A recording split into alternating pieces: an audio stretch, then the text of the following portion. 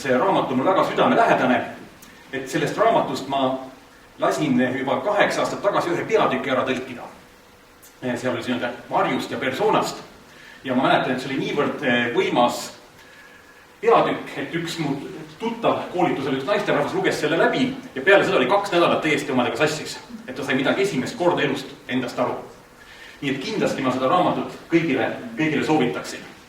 Aga kas ma nüüd täna anekdoote räägin, ma ei tea, võib juhtuda mõni, sest ma tean, mida ma algul räägin teile ja mis edasi tuleb siis niimoodi loovalt, et ma plaanin teile natukene täna rääkida Jungi teooria põhialuseid, mis on toodud välja selles raamatus.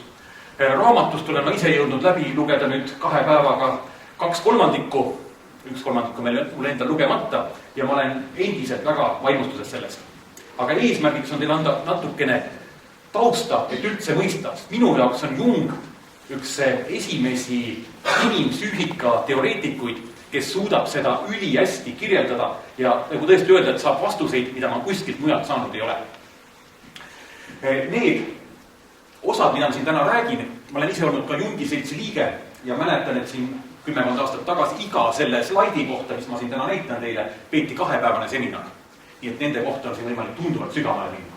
Aga kuna Tanel esitas tellimuse ühe anekdoodi kohta, siis ma ikkagi räägin ühe loo kohe algul ära. Et üks kena naisterahvas näeb und.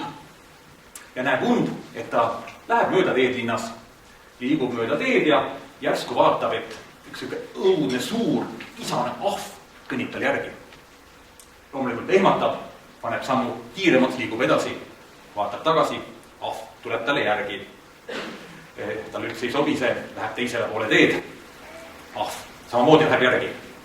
Naine vaatab tagasi, hakkab jooksma. Ka ahv lisab sammu.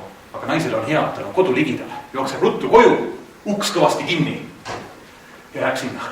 Aga ahv jõuab ukseni ja hakkab lükkama. Lükkab ust. Naine ehmatab, ei jõua ust kinni hoida. Enne kui uks lahti lendab, tormab tagatuppa. Jookseb eest ära, ahv siseneb. Naine kardab, kükitab, läheb kardina juurde, ahv tuleb sinna ligemale. Naine läheb täiesti kardina taha, tõmbab ennast kägarasse, ahv tuleb tema juurde. Ja naine vaatab ahvile otsa ja küsib, et no mida sa minust tahad? Ahv vaatab teda ja ütleb, aga see on ju sinu unenägu, ma ei tea.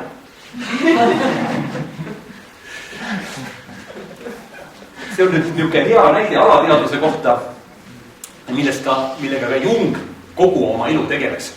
Et teada saada, mis asi on alateadus ja mis asi meie sees on. Et näitan teile nüüd mõned slaidid, kõigepealt räägiks teile mõne sõnaga nagu alateadusest. Võtame lihtsalt teadmiseks sellise fakti, et Jung elas, palju see tuleb, 86-aastaseks. Ja minuks on see ütleme omamoodi huvitav fakt, et kui ma hakkasin psühholoogiaga tegelema, siis ma avastasin sellise asja, et psühholoogid, eriti sellised psühhoanalüütikud ja inimesed, kes tegelevad oma teaduse süvakihtidega, elavad kauem. Näiteks Freud elas 86-aastaseks, Viktor Frankl oli 94, Lowen, kes oli bioenergeetika looja, oli 102, Albert Hoffmann, tema on päris psühhoanalüütik on, tema tegeles enda psüühikaga teistmoodi, oli 102. Nii et minul, see on niisugune isiklik hüpotees, mulle meeldib endal hüpoteese teha, et inimesed, kes endaga tegelevad, lahendavad ära need sisekonfliktid, mis meil on. Ja on võimalik elada kauem täisväärtuslikku elu, sest meil need mõtted ja tunded ja keha on omavahel, kõik omavahel konfliktides tavaliselt, lisaks veel kompleksid, mis meil on ja nendest asjadest, mis täna räägime. Nii et Carl Jung elas ka sellist väärtuslikku elu ja elu lõpupoolel öeldi, et ta oli jõudnud selleni, kui inimesed tahaksid jõuda. Nagu vana tark mees, kes siis jagas teistele õpetusi, kes ütleme, et mõistis maailma nii, nagu see on. Aga millest siis see raamat räägib ja mis siis see Jung siis tegi? Tema tegi hästi lihtsalt, et millest inimene koosneb. Et tema ütles, et inimene koosneb 2 osast. Üleval on teadvus ja all on alateadvus. Alateadvusega on küll nii, et me kõik mõtleme, et alateadvus, jah, me teame, mis see on. Ja Jung ütleb, ja ma ütleks ise ka, et tegelikult me ei tea. Et kui me ka teame, siis see on teadvuses. Ja alateadvuses, mida üles tuleb hakkab, siis me tegelikkuses alati üllatume ja oleme piltlikult šokeeritud. Näiteks kui inimestel üles tulevad mingisugused olukorrad, kus öeldakse, et ma ei käitunud nagu mina ise, kui see on mingi kompleksi all, siis on see olukord, kus on võimalik midagi oma alateadvusest teada saada. Jung ja teised sellised analüütikud on öelnud, et alateadvus moodustab vähemalt poole kogu teaduse olemusest. Ja sealt saab sellist nõu ja juhatust, mida me kuskilt mujalt ei saa. Ja väga tihti inimesed kardavad alateadvust, aga alateadvus võib olla ja üldiselt ongi targem kui meie see nii-öelda teadlik teadvus. Et see on ainult selline väikene osa. Et inimeste probleem on jah see, et me pole teadlik oma tegude alustest, mõtete päritolust ega ideede tagamaadest. Et need kõik kuskilt meile tulevad. Aga reaalsuses on need ikkagi kuskil alateadvuses mingisugused süsteemid, mis neid moodustavad. Ja Jungi ülesanne oligi siis nendega nagu tegeleda. Mis on alateadvus? Noh, üks klassikaline pilt. Loomulikult siis mitte see ülemine osa, mida me siin teame, vaid peidetud jääme alumine osa, kus on siis palju rohkem peidus ja mis siis reaalselt suutis ükskord Titanicu põhja ajada ja täiesti reaalne, et ka inimeste puhul võib alateadvus mõnikord väga suuri trikke teha. Eriti ohtlik on see juhtudel, kui inimene üldse sellega kursis ei ole, kui tema jaoks on kogu maailm selgelt juhitav. Jung ütleb niimoodi, et kui me vaatame väikest last, siis väike laps arvab kõigepealt, et ka välismaailm on manipuleeritav. Täiskasvanud elu jooksul jõuavad ikkagi läbi kogemuste selleni, et välismaailm ikkagi ei allu minu tahtele, ükskõik kuidas ma seda tahan ja kas läbi valusate kogemuste millegi, aga vähesed jõuavad selleni, et ka sisemaailm ja alateadvus ei allu tegelikult meie tahtele ja meie sees on protsessid, mida me võib-olla ei suuda nii palju juhtida, kui me tahaksime. Mis on alateadvus? Ma nüüd päris sellist akadeemilist loengut teile pidama ei hakka, aga ma ikkagi räägin natukene ära. Siin on selline definitsioon. Alati, kui ma seda näitan, siis ütlen, ärge lugege seda. See on hästi segane, aga ma ütlen, mis siin kirjas on. Kõik, mida ma tean, aga millele ma hetkel ei mõtle. Et see on teadvuse ja alateadvuse vahel kahesuunaline tee. Näiteks me ei mõtle sellele, mis on Prantsusmaa pealinn. Aga kohe, kui ma küsin, kõik teate. Me ei mõtle sellele, kus ma olin sellel hetkel, kui Estonia uppus. Aga kui ma küsin, ma arvan, et 95% inimestest tuleb kohe meelde. See on selline flashback, mälestused, mis on ülitugevalt meeles. Aga kui ma küsin teilt seda, et mis te tegite 4. klassis 8. koolipäeval, siis ma arvan, et seda tõenäoliselt keegi ei mäleta. Aga sisuliselt alateadvus on ka selle talletanud, kas mingisuguse mälestuse kujundina või ka mitte mingisuguse pildina. Ja selle kättesaamine on väga keeruline. Ja ükselt ei ole ka vaja. Et see on siis see, kõik, mis ma olen praeguseks ära unustanud. Järgmine, mis siin on kirjas, et mida mu meeled tajuvad, aga teadused pole fikseerinud. See on hästi oluline, et meie meeled tajuvad palju rohkem, kui me nii-öelda teadusesse laseme. Võib öelda isegi, et selle meie ego, millest ma kohe ka räägin, on selline väravavaht, kes filtreerib välja informatsiooni. Et kui siin on praegu, ütleme, mingi väike laps, ütleme, Madise laps oleks nagu aasta suurem, tema käiks ringi, tema märkaks mingisuguseid jooni ja värve ja läheks kindlasti selle vaasi juurde ja teeksin tähelepanu oleks hoopis teistel asjadel. Meie filtreerime selle kõik välja. Aga meie meeled tajuvad seda. Toon ühe näite. See on mul endal juhtus üks kord. Sõitsin koju, hakkasin autost välja minema, läksingi välja, pain ukse kinni, hakkasin ust lahti tegema ja järsku vaatasin, et taskus ei ole võtit. Ja kohe sellel hetkel lõi mul kuskil mingisugune kõll ja ütles, et kui ma autost välja astusin, kuulsin mingit kõlksu. Läksin auto juurde tagasi, jah, võtti oligi auto kõrvale maha kukkunud. Et meeled fikseerisid ära, aga teadus ei ületanud seda. Ja kohe, kui tuli vastav stiimul, tuli see meelde. Muidugi siin oli hea meelde tuletada, sest lühimälu, ütleme selline mõneminutiline mälu on hästi kiirelt nagu püsiv. Et öeldakse, et 30 minutit on piir, mis, kui te tahate midagi meelde jätta, mida peaks üle kordama. See on ka põhjus, mille pärast näiteks autoavariis inimesed ei mäleta, mis toimus 30 minutit, viimased 30 minutit. 30 minutit on ajus mingisugune hetk. Muide, teine arv veel, et kui te nüüd täna mind kuulate ja keegi tahate seda presentatsiooni üle vaadata, siis oleks hea seda 8 tunni jooksul üle korrata. Sest 8 tundi on see aeg, kus mälu kõver hakkab väga kiirelt kukkuma. Et saatke mulle meil, siis võite need slaidid ka kõik saada. alaret.tavit.ee. Aga mis veel alateaduses on? Kõik siuksed, mis ta ütles, märkamata tundnud, mõelnud, mäletanud, tahtnud, teinud. Aga oluline on ka see, et alateaduses on sellised nii-öelda loovuse lätted ja sellised kõik, mis alles küpseb. Ütleme nii, et näiteks kirjandik Rowling hakkas ühel hetkel kirjutas Harry Potteri või sellised ruumiluuletused või. Ka see on tegelikult alateadus, läbitöötatud informatsioon, mis ühel hetkel teadusesse paiskub. et nüüd öelda reklaamiks, et kui kedagi huvitab, siis väljas on meil ka müügil Assagioli raamat, kes jagab ka 3-ks, tema ütleb, et on teadvus, all on alateadvus ja üleval on kõrgem üliteadvus. Et alateadvusest tulevad hirmud ja foobiad, üliteadvusest tuleb loovus ja intuitsioon. Ja üliteadvusega ühenduse saamine ei ole ka sugugi lihtne, aga soovitan seda teist raamatut ka väga-väga soojalt. Tähendab ühesõnaga kõik raamatud, mis siin on, soovitan. See on elementaarne. Alateadvuse kohta veel nii palju, et teadus aeg-ajalt ütleb, et on ja vahel ütleb, et ei ole, et ma Tartu Ülikoolis õppisin, siis nad seal ka keerutasid midagi, siis ikkagi üks õppejõud ütles, et ta on ikkagi selgelt olemas. Tõi seal sellise näite, et Eesti tuntuim psühholoog, mälu-uurija Tulving, et temal oli üks patsient, kellel oli selline omapärane mäluhäire, et ta ei mäletanud seda, mida ta eelmine päev tegi. Ta oskas malet mängida, oskas kirjutada peegelkirjas. Aga kui ta hommikul küsida, et kas ta on kunagi malet mänginud, siis ütles, ma ei mäleta, et ma kunagi oleks mänginud. Ja temaga oli selline katse, et iga hommikul nad alustasid temaga igasuguseid mäluharjutusi ja siis ta küsis tema käest, et tere, no mina olen Peeter, mina olen see ja see, et kas me oleme kohtunud, ei ole kohtunud, päev otsa tehti asju ära, järgmine päev jälle samamoodi. Ja ühel päeval siis psühholoog pani omale knopka kätte ja niimoodi torkas natukene seda. Ja ütles, tere, kas me oleme kohtunud, ei ole kohtunud. Aga mis järgmine päev juhtus? Järgmine päev tahtis jälle teretada, aga meesterahvas tõmbas käe ära. Ei, ma ei sulu kätt. Küsis, aga miks sa ei sulu? Miks sa ei taha mulle tere öelda?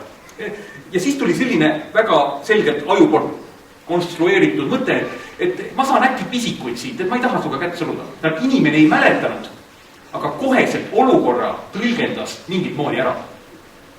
Ja veel selline näide, mul on üks tuttav, kellel isa suri ja kes nagu ütleme leina väga tugevalt üle ei elada. Aga mis tal oli see, et aasta aega peale seda, kui tal isa oli surnud vähki, niipea kui televiisoris ja oli juttu Tiit Vähi ja Silmet, tal käisid kehas iga kord kuumavärin üle. Ütles, et see oli täiesti hämmastav, lihtsalt selle sõna peale. Ja ütleme, alateaduse puhul on ma tean üht inimest veel, kes ei suutnud vaadata raamatuid, kus oli meesterahvas elevandilondiga joonistatud. Et see oli tema jaoks täiesti võimatu. Et mida see nagu tähendab, Freud tõlgendaks seda ühtmoodi, mõni teistmoodi, aga kindlasti peaks siis nagu uurima, mis see võis nagu tähendada. Nii et alateadvus, ülemine ja alumine osa. Aga mis siis Jung veel ütles, asi ei ole sugugi ainult teadvuses, alateadvuses, et teadvuses on omad osad. Ja esimene osa on ego.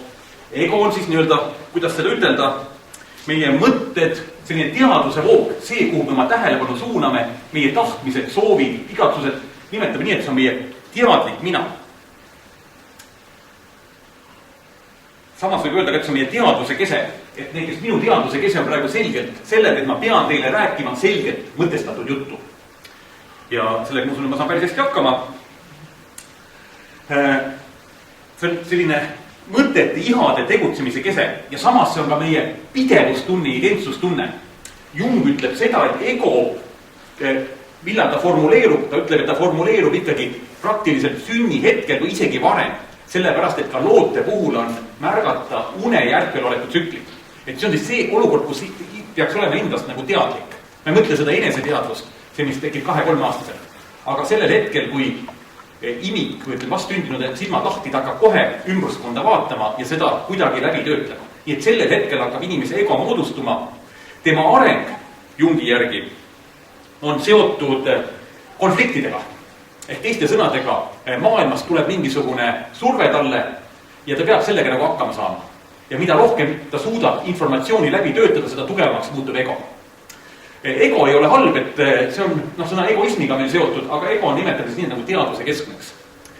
Loomulikult, kui tekivad lahendamatud konfliktid, eriti lapsepõlves, kus inimene ei suuda seda infot läbi töötada, võib see isiksus ära lõhustuda. Et see on sellised hästi sügavad ja suured traumad. Egot Jung ütles, et jagatakse ka lihtsalt esiteks suundumuse järgi. Kas suundumus on väljapoole või sissepoole, ehk 2 terminit, ekstravertsus ja introvertsus. Ja teine, ma ka endast mõne sõnaga ütlen, jagab ta veel inimesed mõtlevaks tundvaks, intuitiivseks ja sensitiivseks. et sensitiivsus on siis meeleorganitel saadav info, et see ei ole see, et me nüüd siin peenenergiat hakkame tunnetama ja siin, ma ei tea, saalis vaatame, kuidas siin mingisugused energiad liiguvad. Et see ei ole mitte see. Et pikalt ei peatu, et ekstravertsus ja introvertsus peaks kõigil olema selged terminid, kas me oleme sissepoole või väljapoole suunatud. Öelda võib nii palju, et ekstravertsid ja introvertsed inimesed tajuvad üksteist täiesti erinevalt. Et introvertne inimene vaatab ekstravertselt kui mingit niisugust kasutatud autode müügi esindajat, kes ainult seletab, vihib kätega ja jalgadega ja kellel pole õrna aimugi nii-öelda filosoofilistest sügavustest ja elust ja asjadest, ütleme sisemaailmast. Ja loomulikult siis see nüüd ekstravertne inimene vaatab introvertset inimest kui mõttetut inimest, kes elu rõõmudest mitte midagi ei tea ja kes ongi täiesti mõttetu inimene. Nii et omavahel võib meil vahel olla keeruline. Aga sellele me pikemalt peatud, pigem ma räägin teile psühholoogilised funktsioonid, mis on üks Jungi poolt välja toodud klassifikatsioon, mis on hästi huvitav. Esiteks, ta ütleb, et on kaks vastandlikku poolust inimeses. Mõtlemine ja tundmine. No mõtlemine on siis loogika, mida see tähendab, kooliharidus, põhjuslikkus, ühendab ideed, selline intellektuaalne funktsioon. Sellega on seotud printsiibid ja seadused ja kord. Inimesed, kelle jaoks mõtlemine on põhifunktsioon, nemad ei taha teistest funktsioonidest suurt midagi teada. Üldiselt on mõtlemine põhifunktsiooniks meestel 70%. Ja tundmine, mis tähendab seda, et kui neil mõtlemine on põhifunktsioonid, siis tundmine on surutud alateadusesse. Et kui meeste rahvas on hästi varakult oma tundeid hakanud alla suruma, siis kontakti tal nendega ei ole.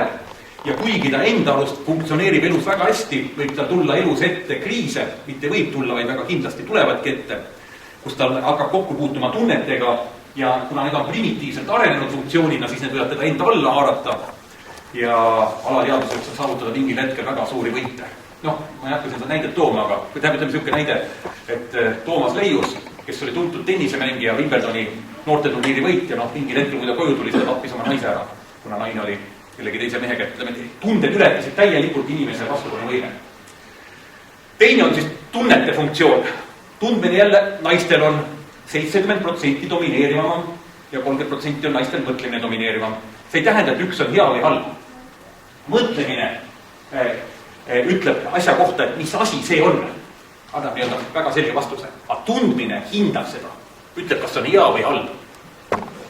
Et kus kohas, kuidas seda tunnetada. Aga tundmisest lähme veel edasi. On siis sensitiivsus ehk meelelisus, mis on see, mis näeb värve, tunnetab lõhnasid, tunnetab kujusid, näeb ära, mis on asja olemus. Väga detailne. Et see on see, mis näeb puid. Ja järgmine viimane on siis intuitiivsus, ehk mis on tervikpilt asja võimalused, kuhu see võib areneda. Mida ta ütles, et mõtlemine ja tundmine on omavahel vastandlikud. Et kui inimene on mõtlemise lainel, siis ta tundmiseks ei ole. Et ma olen sellega täielikult nõus, et inimesel on teaduses alati ainult üks asi korraga. Me võime küll 7 objekti korraga haarata, aga teaduse kese on alati ühele suunatud. Ma sellest kohe näitan teile ühe slaidi, sest see on niisugune vaieldav küsimus olnud. Et on võimalik, et teadus liigub ühelt asjalt kiirelt teisele, et võivad ka mõtlemine ja tundmine võivad omavahel vahetuda.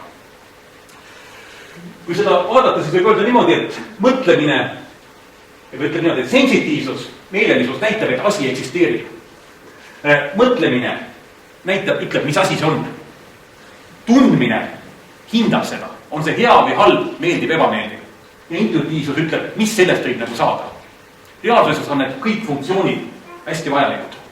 Ja võib öelda isegi niimoodi, et kui kõik on siin ettevõtte juht või ettevõttes töötad, siis hea on, kui ettevõttes on kõikide funktsioonidega inimesi. Kui sa oled mõtlev, siis sina peaksid olema ettevõtte tegevjuht. Kui sinul on kõige tähtsam on intuitiivsus, siis see peaks olema ettevõtte nõukogu esimees. Näiteks nagu Steve Jobs, eks ole, mõtled välja, kuhu asjad võivad areneda. Kui sul on põhikohal on meelelisus, sensitiivsus, sa näed pisiasju, see inimene peaks olema ettevõtte sekretär.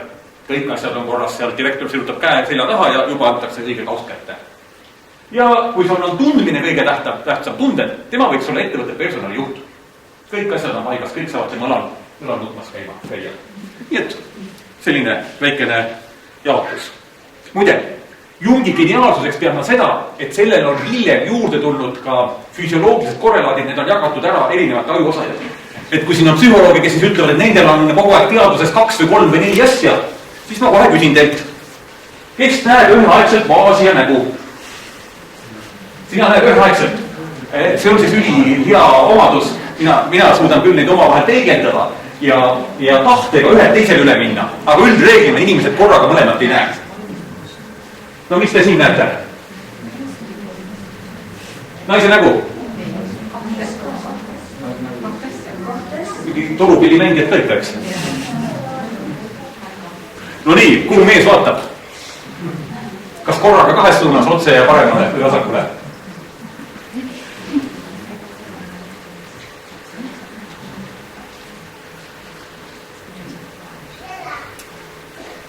Mis me näeme siin?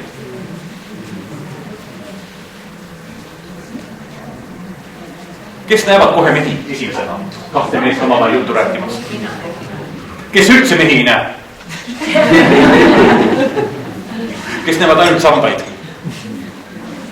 Mõte on jah see, et ütleme see teaduse kese, see on ühes kohas ja teda saab liikuda hästi kiirelt edasi ja tagasi ja teistesse kohtadesse. Ego ümber on olemas selline asi nagu persona, mis on tulnud kreekakeelsest sõnast mask, mis tähendab seda, et me kanname ümber mingisugust kihti. Ehk teiste sõnadega inimene kui näitleja. Et noh, võtame näiteks mind praegu, eks ole, et ütleme seda, et persona kohta inimene tihti arvab ise, et tema on see. Inimene kipub samastama ennast oma ametiga ja töökohaga. Ja kipub samastama ennast sellega, mida kõrgemal amet on, seda meeldivam tal on see. Nagu Ameerikas, kui sa oled senaator, no siis sa oled alati igal pool senaator. Kui sa oled prügivedaja, noh tema väga palju ei kipu sellega ennast samastama. Ja häda on selles, et inimene samastab ennast sellega, peab ennast selleks ja ka teised peavad ennast selleks. Mis loomulikult on tõesti väga kaugel. Et kui mina teile siin praegu räägin, et loomulikult see ei ole Alar Tamming ja tema isiksus, et ma olen teile ka praegu nagu näitleja, hetkel ma olen lektor, aga see on hästi kaugel, ütleme, minu olemusest. Mis on tähtis selle persona juures, et seda peab tegema teadlikult. Et kui inimesed teadlikult ei tee ja kui ta siis raamatupidaja tuleb koju ja küsib oma tütre käest, et kuidas on sinu hinnete bilanss, siis hakkab asi natukene pahaks minema.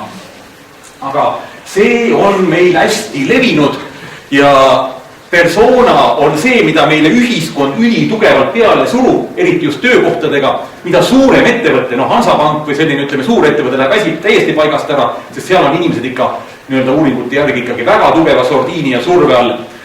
Hea näide on see, et kuidas inimesed peavad toimima tegelikult vastu oma olemust. Ütleme, et sa oled müüja Stockmannis ja siis tuleb inimene sinna ja ütleb, et ma olen näidane, et ma tahaksin saada endale tasuta ühe kohupiima. Loomulikult, kui isegi kui sa tahaks talle anda, sa ei saa ju seda teha. Ja tegelikult on see väikene konflikt inimeses. Et me väga tihti tegelikult tahaksime tulla inimestel rohkem vastu ja toimida, aga me peame manama näole sellise ametliku ilme või sellise poliitiku valve naeratuse, siis ütleme, et vastavalt meie normidele me ei tohi niimoodi toimida.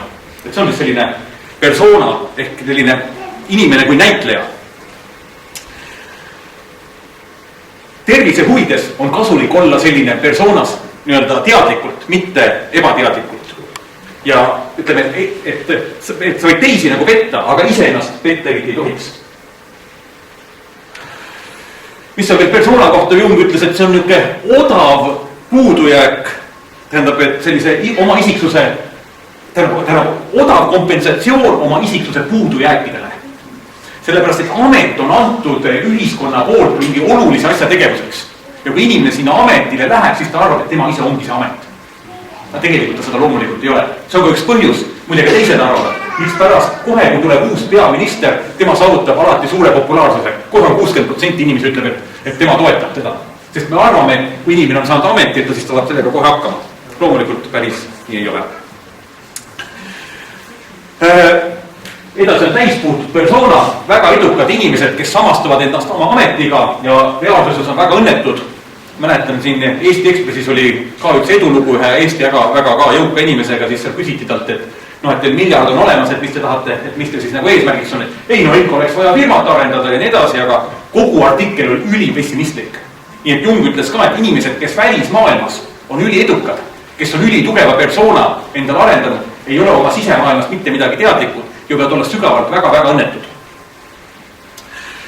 Mis persoonaga on ja teiste Jungi isiksuse osadele on see, et neid kiputakse väljapoole projitseerima. Mida see tähendab? Et persoonad projitseeritakse lastele. Tahetakse, et minu lapsest tuleks suurepärane klaverimängija või oleks suurepärane kaardisõitja või tema oleks siin poliitik. Minu isa tahtis, et mina hakkaksin ministriks, ma mõtlesin, õudust, ma peaks sellist tööd tegema. Nii et seda persoonat projitseeritakse seda nüüd ametit välja lastele. Ja loomulikult ma ei soovitaks seda teha. Et siin samas selles Jungi Murray-Steini raamatus, kus siis Jungi teooria ära tõi, ütles, et kui 16-aastane käib juba kaenlase ja täpselt, et temast saab advokaat, siis vanemas eas ehk teises elupooles võivad sulle inimesel olla väga-väga keeruline psühholoogiliselt. Muide, Jung on elu jaganud ka kaheks. Esimene elupool saab inimene ikkagi arendama persoonat, hakkama saama enda ja välismaailma vaheliste suhetega. Ja teine elupool tegelema enda ja sisemaailma vaheliste suhetega. Ja ideaalis on vaja mõlemad pooled luua tervikuks. Nüüd on selline asi nagu vari. Vari, kes on Freudist teadlik, on sarnane natuke iidiga, ehk sellise metsiku osaga meist. Vari on siis kõik see, mida me enda persoonasse ei lase. Mina olen hea ja kõik siuke halb läheb varju.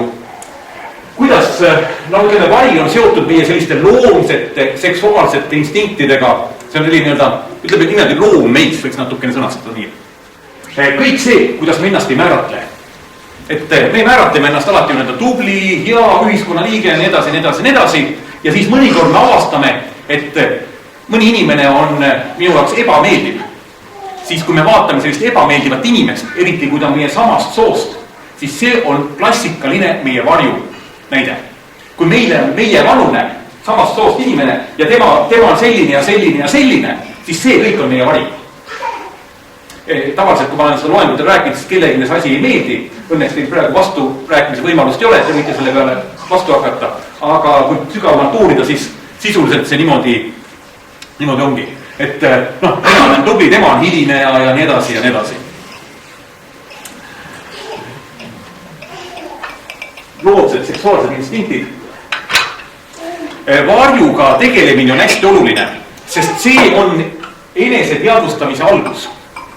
Ja sellele vari avaldab väga palju vastupanu, sest ma olen ju hästi hea ja tubli ja eluaeg selline olnud. Tegelikkuses oleme me kujunenud selleks just ühiskonna poolt ja kujutanud endale persona ja arvamegi, et selline oleme. Et mina isiklikult arvan, et kõigis inimestes on kõik võimalikud impulsid ja instinktid.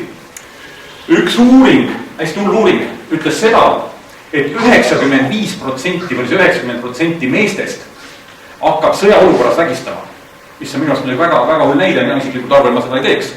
Aga see näitab ka mingisuguseid olukordi, kus inimesed toimivad. Muide, inimeste puhul on suur põhiline viga, mida tehakse, on enda puhul omistatakse kõik asjad olukorrale, teiste puhul tema isiksusele.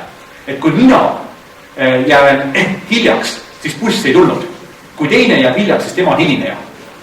Kui mina jalgpallis jooksen teisele otsa, siis oli mängusituatsioon selline. Kui teine jookseb mulle otsa, siis tema kakleja. See on üks suurem viga. Nii et kui keegi midagi näeme tegemas, siis me alati arvame, et tema isiksuse pärast teeb seda. Aga me toimime situatsiooni järgi palju rohkem kui arvame. Mis on varjus olulist? Seal on peidus meie elujõud, vitaalsus, loomingulisus, terved reaktsioonid. Päris sellega, et nüüd oma varjuga kooskõlas elame nüüd ka olla ei saa. Et on niisugune, keegi ütles, et tema võib alati oma sisemiste tummidega kooskõlas olla. Et mida see tähendab? Ütleme niimoodi, et kui inimene on väsinud, et ta siis heidab magama, väga normaalne, kui sul on nälg, siis sööd, muul ajal ei söö. Kui on janu, siis jood, muul ajal ei joo. Aga see tähendab ka seda, et kui sa oled vihane, siis sa pead kohe lööma. Ja kui sa oled hirmunud, siis sa peaks kohe jooksma. Ja kui sa näed tänaval kena vastassugupoole esindajad, siis sa hakkad kohe kopuleeruma. Et sellist varjuga kogu aeg koos elamine ei ole ka võimalik. Emotsioonid, tugevas emotsiooniseisundis muidugi teadlik mina ja vari vahetavad oma kohad ära.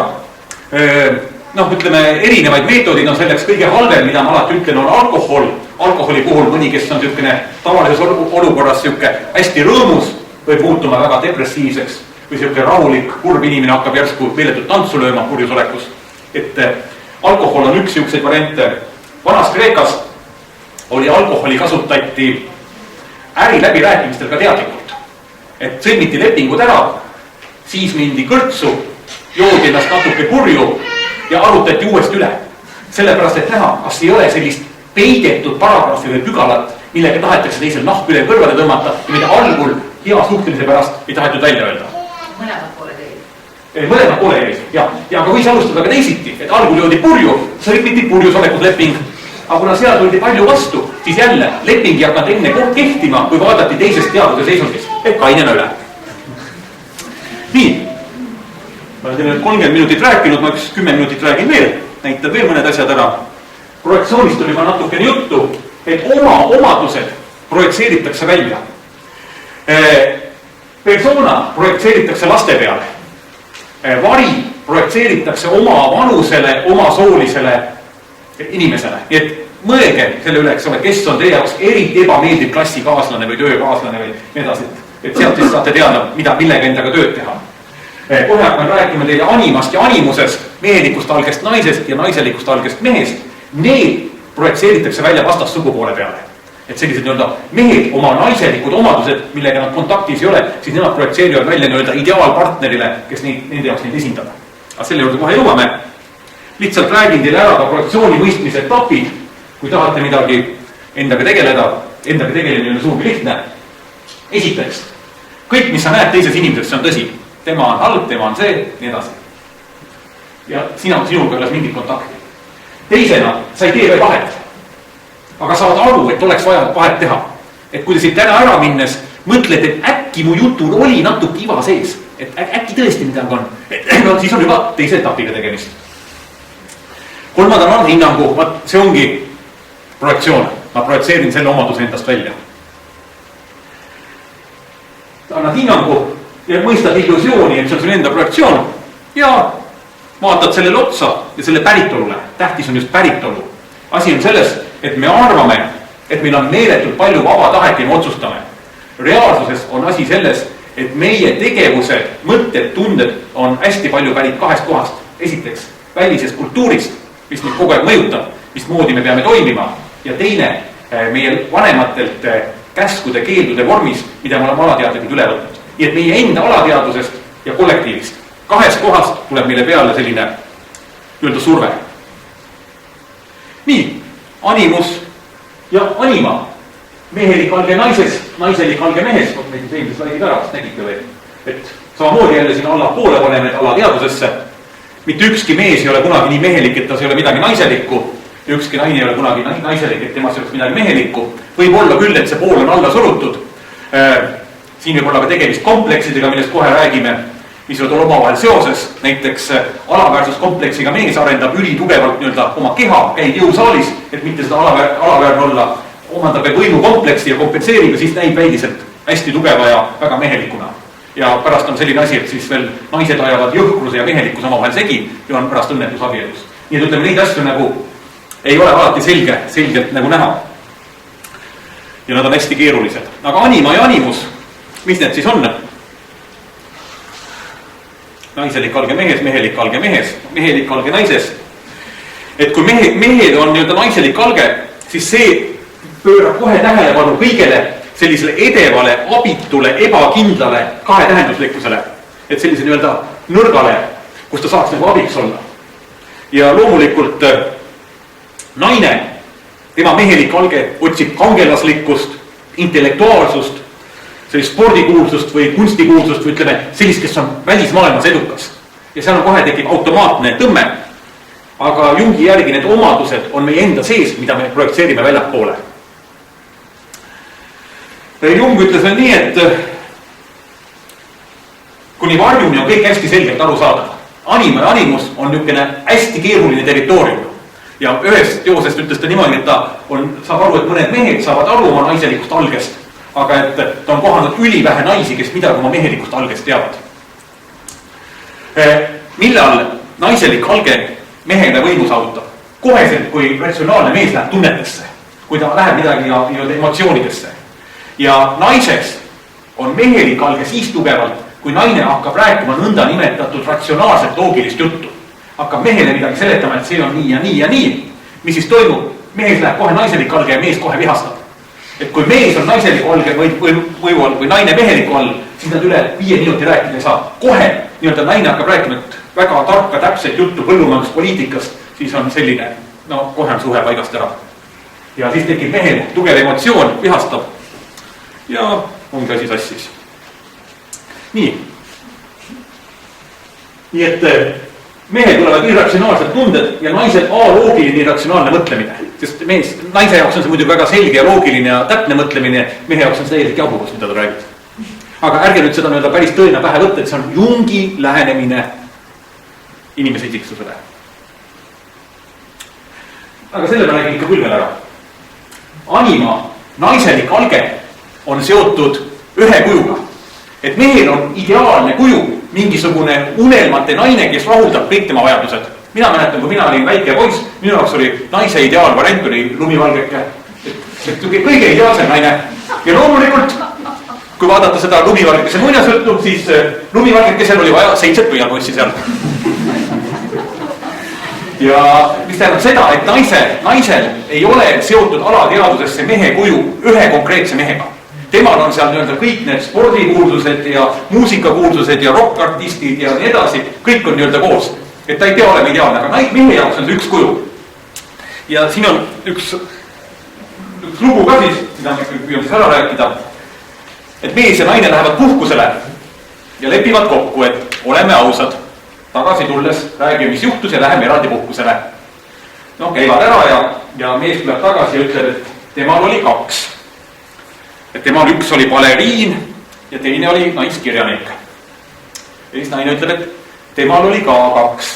Et temal oli jalgpallimeeskond ja sümfooniaorkester. No, võib-olla see on poliitiliselt korrektne nali, aga naljad ei peagi olema korrektsed. Anima ja animuse areng, ma mõne sõnaga ütlesin, esimene elupool peavadki mehed arendama oma mehelikku alget, töö, karjäär, äri. Ja teisel elupoolel võiks tegeleda pehmemate väärtustega.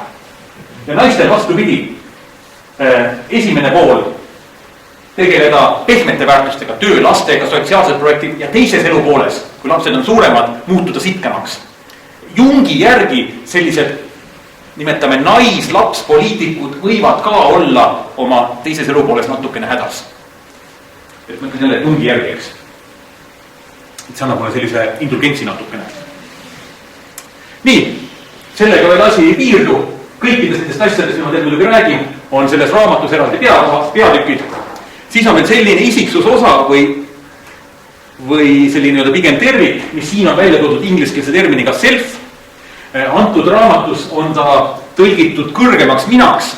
Selle ma räägin siin ära ka, sellepärast, et on eesti keeles erinevalt tõlgitud, põhiliselt on ta tõlgitud iseks. Minu esimene kokkupuude Jungiga oli ajakirjas Vikerkaar, kus ma lugesin mingit artiklit ja mina tegeles seal isega ja ise saavutas võidu mina üle ja mina oli seal ise ja oma arust ma olin intelligentne, ma ei saanud mitte mõhkugi aru. Ja kuna selle sõna ise tähendusväli on natuke teine, siis ma olen praegusel hetkel tõlkinud ta kõrgemaks minaks ja võtan vastu kõik kriitikanooled selle koha pealt. Kuna Jungi selts kindlasti võib selle kohta oma arvamust avaldada, aga see tähendusväli peaks olema kõigil aru saada. Kõrgem mina on siis see, kes hoiab kõik ümbruskaudsed süsteemid koos. See on meie individuaalsus, teadus ja alateaduse üleminekupunkt ehk kese. Ja psüühika terviklikkus. See on see, ütleme nii, et kui me magame ka mingi osa, tegeleb meie autonoomse närvisüsteemiga, meie nii-öelda ülesäratamise õigel hetkel, et kes juhib meid palju sügaval tasandil, kui me oma egoga suudame olla. Ja Jung ütleb, et kui inimene ignoreerib selfilt ehk kõrgemalt minalt saadud sõnumeid, siis ta võib olla pärast püsti hädas. Ja see kõrgem mina võib meil vahel anda ikka väga ootamatult sõnumeid, näiteks Albert Schweitzer, kes kunagi oli maailmakuulus klaverimängija, peale seda läks siis Aafrikasse ja oli seal missionär ja muutis täielikult oma elu teistsuguseks. Et see on siis, et kui inimene mingil hetkel elus teeb mingi kannapöörde, siis võib olla juhtud, et on oma kõrgema minaga saavutanud ka natukene kontakti. Ehk see on öelda psüühika kese ehk organiseeriv printsiip. No tähendab, see struktureerib sisemaailma ja aitab inimesel olla terviklik. Ärme sellest nüüd väga pikalt räägi, aga vastandid saavad selfis kokku üheks. aga loomulikult ei ole isiksus veel nii lihtne. Teeme siin natuke ruumi ka ja nüüd paneme siia väiksed kompleksid 1, 2, 3, 4, 5, need on kõik omavahel teadusega ühenduses, omavahel, nagu ma mainisin, alaväärsuskompleks ja seksuaalkompleks ja emakompleks ja võimukompleks ja nii edasi ja nii edasi ja nii edasi, mida meil on väga paljuski olemas. Et kui ma ise analüüsin, mina arvan, et kuna mina olin ka vennast noorem, siis minu puhul on loomulikult alaväärsuskompleks elus väga palju mõjutanud. Aga kuna me tahame olla tublid ja head, siis on väga raske seda alati tunnistada. Aga hea on nendega tööd teha. Nii et mis asi on kompleks? Kompleks on selline väga tugevat emotsiooni tekitav asi meie alateaduses mingisugune idee. Alateadlik programm. Et suhete puhul on näha, et sa vajutad nupule, ütled mingi asja ja sa kohe näed, et teine reageerib tugevalt. Seal on taga tavaliselt kompleks. Jung uuris seda sõnade assotsiatsiooniga ja vaatas, milliste sõnade peale inimesel on pikem viivitus. Et kui siin näiteks kurjategijale ütelda sõna veri, siis ta teab, et ei tohi öelda, et näed, et sõna vere peale nuga, vaid ütleb seal hoopis verivorst. Aga see võtab tal aega, kuni ta selle läbi töötab. Et selline näide, nii et kompleksidest on siin raamatus päris pikalt juttu. Mida komplekside kohta ütelda, et need on hästi tugevad, neil on oma mõtteskeem ja nad võivad olla päris autonoomsed. Tavaliselt me seda iseenda puhul ei märka, aga me märkame teiste puhul, kui tema kompleksi meelevaldas. Eriti ütleme lähisuhte puhul on nagu aru saada, kui taga midagi väga tugevat toimub. Ja nii-öelda Jung, Assagioli ja kõik sellised isiksuse teoreetikud ütlevad, et inimese alateadvuses on olemas nõndatud allisiksused, mis juhivad meie mängu. Patoloogilistel inimestel võivad nad täielikku võimu saavutada, aga kõigil inimestel on olemas, kas vähemal või suuremal määral. No komplekside puhul on muidugi see, mida inimene väga tugevalt eilab. Näiteks inimene ütleb, et raha pole mul üldse elus oluline. See pole üldse oluline, peaasi, et ilus töö. Miks ta seda rõhutab? Tegelikkuses on seal tegemist rahakompleksiga. Ja võimukompleksi kohta toon ühe näite. Hästi peen võimukompleks. Kujutage ette, seltskond sõidab väljasõidule. Peetakse niisugune saun ja niisugune väike hea õhtuserkon ja asjad. Ja siis järsku avastatakse, et kõigil ei ole magamiskohti. Ja siis keegi ütleb, et oi, ärge minu pärast vaeva nägema, et ma võin ka autos olla, ma võin ka autos magada. No mis siis toimub? Kohe leitakse talle võimalused ja nähakse vaeva tema pärast ja antakse talle võimalus. Et see on ülipeen manipuleerimine teisega. Ja kui inimesele ütled, et sul on peen võimukompleks, ta koheselt muidugi solvub. Ma olin ju valmis loobuma. Ma olin ju valmis isegi autos magama. Et inimese psüühika puhul alati asjad ei ole nii, nagu nad paistavad. Nii. Ja nüüd veel viimane asi, ma tahan öelda, milles on Jungi suur panus. Tema nimetab, et peale selle alateadvuse on olemas veel kollektiivne alateadvus, mis tähendab seda, et mis on meie alateadvuses, see võib meile tulla, mis ütleme niimoodi, et mida me oleme pannud alateadvusse, mida me ei ole lasknud teadvusesse, on võimalik uuesti meelde tuletada ja kätte saada. Aga on olemas kollektiivne alateadvus ehk sümbolid, asjad, ka teadmised, mis ei ole kunagi teadvuses olnud ja mis on kõigil ühised. Ja seal on pärit nii-öelda arhetüübid ja sellised peened sõnad. Aga ma arvan, et selle koha peal ongi võib-olla paras lõpetada, sest see osa läheb alati väga keeruliseks. Ma olen alati hädas olnud arhetüüpide seletamisega, aga intuitiivselt see on alati ka arusaadav olnud. Nii et soovitan teil kõigil Jungi teostega tutvuda. Loomulikult soovitan ka Assagioli raamatut, rääkimata Ken Wilberi raamatust, mis meil müügin on, mis minu jaoks oli täielikult elumuutev ja nii-öelda tõmbas nagu kogu maailma lahti. Nii et keda huvitavad selline lähenemine, et inimene areneb läbi kogu elu, siis ma usun, et meil õnnestub veel ka mõnel sellisel samasugusel üritusel kohtuda. Ja selleks...